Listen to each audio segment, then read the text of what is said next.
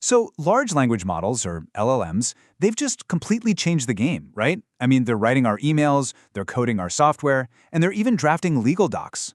But how in the world do they actually work? And maybe more importantly, what happens when they go wrong? In this explainer, we're going to break it all down. It's this wild paradox, you know? On one hand, these things are just astonishingly powerful. They can generate creative stories, they can summarize super complex articles, they can even write code for you. But then there's the other side. They have this bizarre and sometimes pretty dangerous habit of just making stuff up. And that central tension is what makes them so fascinating. To really understand that contradiction, we've got to look under the hood. So, let's get into the mechanics of how these incredible and sometimes incredibly wrong models actually do what they do. Okay, we're starting with the real building blocks here.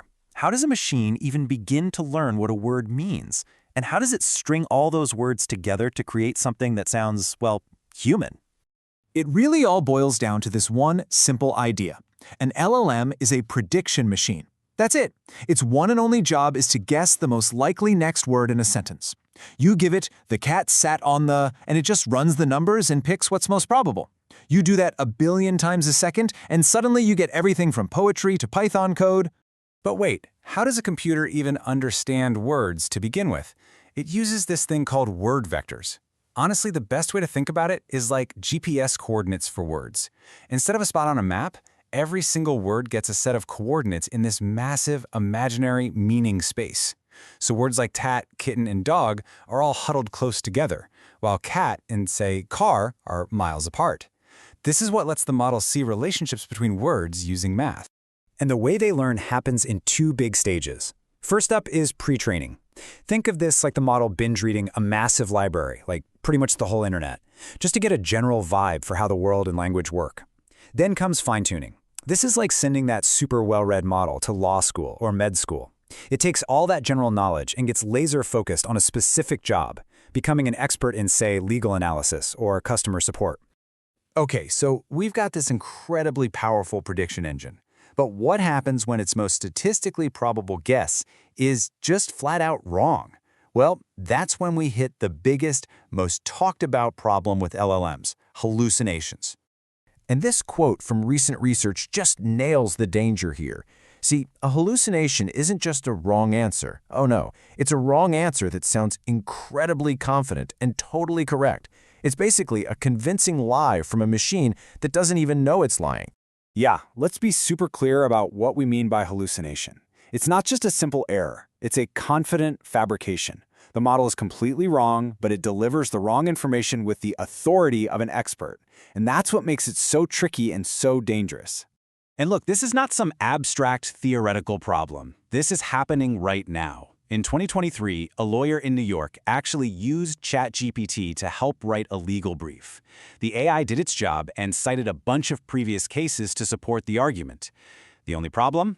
Every single one of them was fake. He made them up. The lawyer submitted them to the court and, well, you can imagine how that ended. It's a perfect and kind of scary reminder of what happens when we trust these systems a little too blindly.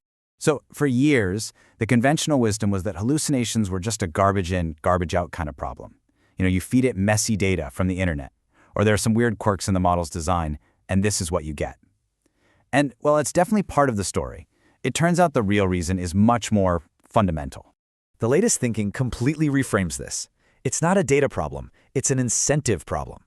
The way we train these models actually rewards them for giving a confident-sounding answer, any answer, instead of just admitting, hey, I don't know. The whole system basically encourages them to bluff instead of being cautiously accurate. It's not a bug, it's a core feature of how they're designed. Hallucinations are a huge issue, for sure, but honestly, they're just the tip of the iceberg. As we zoom out, you start to see this whole landscape of ethical problems that we're only just now starting to get our heads around. You see, when you train an AI on the internet, you're basically holding up a mirror to all of us, the good, the bad, and the really ugly. So these models can end up amplifying harmful stereotypes. They can generate fake news at a terrifying scale. Their carbon footprint from all that training is massive.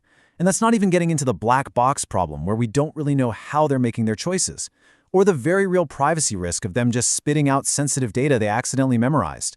The ethical minefield here is vast. So, with all these complex challenges, Who are the people and the companies actually building this future? Right now, the AI world is kind of split into two main camps, and they have very different ideas about how to move forward. On one side, you've got your proprietary models. Think of these as the secret recipe, high-end stuff from companies like OpenAI and Anthropic. They're super powerful, but how they work on the inside is a closely guarded secret. On the other side, you've got the open source movement. Here, the model's code and data are out there for everyone to see, to use, and to build on. It's all about community, transparency, and super fast innovation. So here's a quick look at the 2026 landscape. On the proprietary team, you've got OpenAI's GPT-5, which is just a powerhouse of general reasoning. Then there's Anthropic's Claude 4, which is really focused on safety and can handle huge amounts of text. Over in the open source corner, you've got Meta's Llama 4 with its absolutely massive context window, and Alibaba's Qwen 3.5, which is designed to run with incredible performance right on your home computer. And that brings us to the final and maybe most critical question. The industry is starting to realize that maybe the goal isn't to get rid of hallucinations completely. That might just be impossible. The new goal is something called Calibrated Uncertainty. Basically, building an AI that knows what it doesn't know. So the real question for our future is, are we ready to build, and more importantly, to trust an AI that has the wisdom to just say, I don't know? If you have made it this far, you are clearly serious about tech. Follow and subscribe to Dark Shark AI to stay ahead of the curve. Want a deeper dive into the how LLMs actually function?